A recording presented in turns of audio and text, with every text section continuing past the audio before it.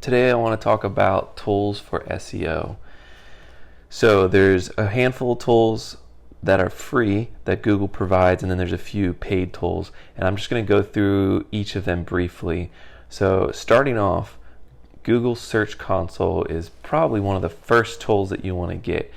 And it's free, it's provided by Google. You connect your website to it, and what it does is it helps you make sure that your website is indexed on Google, which means Google can find it. And what happens sometimes is that people will create a website, but it doesn't show up in Google because it's not indexed. Now, Google does search the web and they try to find everybody, but sometimes they don't get to everybody or they don't get to you as quickly. So Google Search Console makes sure that you get indexed. It also alerts you to any issues on your site that might be causing problems, so that way you can address it. And it also gives you data on how your website's performing, such as what keywords people are searching that cause your website to show up, how many times your website shows up in search results, and how many times people are clicking on your site, and the ratio of all this data as well. So excellent tool, you definitely need it. Another tool that Google provides would be Google Analytics, which will show you more of the insight as to what people are doing on your page. So they went from this page to that page, or how long they stayed on these pages, and it gives you a lot of data. More than that, just tons of data, but it just helps you monitor the behaviors and demographics of the people that are coming to your website. So that's Google Analytics.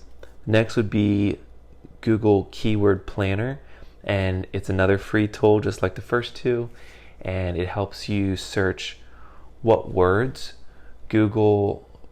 keywords that you could use for your website, and it shows you the volume of searches for that keyword, so how many times people are typing in Owens Corning versus CertainTeed, or how many times people are typing in roof repair or roof repair near me. It gives you all that data. It tells you whether it's a competitive keyword or not, like how much content is on the website determines how difficult it is for you to rank for that keyword. So it gives you that data. Another tool would be Google Trends, where you could look at different words, different keywords, and figure out how much traffic there is on the website when you compare the two. So for example, roof replacement versus re-roof. Those are two words that mean the same thing, but one of them gets a whole lot more traffic than the other, and so it gives you that sort of insight.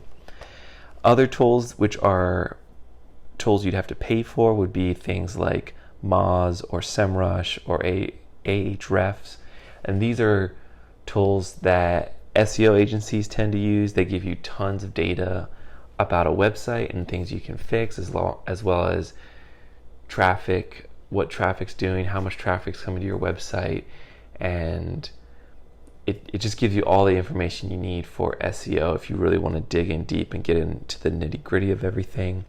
And then your CMS for your website, so the platform that you go on to make edits on your website, whether it's to create a page or change a photo, that is called your CMS, Content Management System.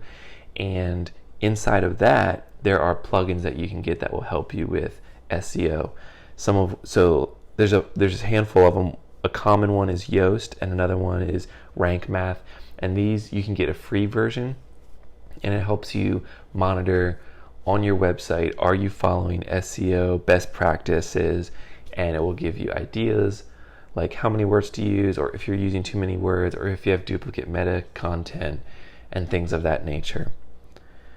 And then lastly, if you're trying to come up with content for blogs and blog topics and understanding what are some search queries that customers are using, you go into Google and you start typing out like a question like roof replacement, and you'll see automatic suggestions come up, and you can use those automatic suggestions to help you come up with ideas on content to create for your website.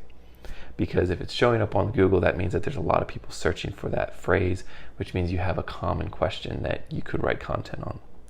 All right, if that helps, please leave a comment, and if you have questions about marketing, I'd love to hear them. Thanks.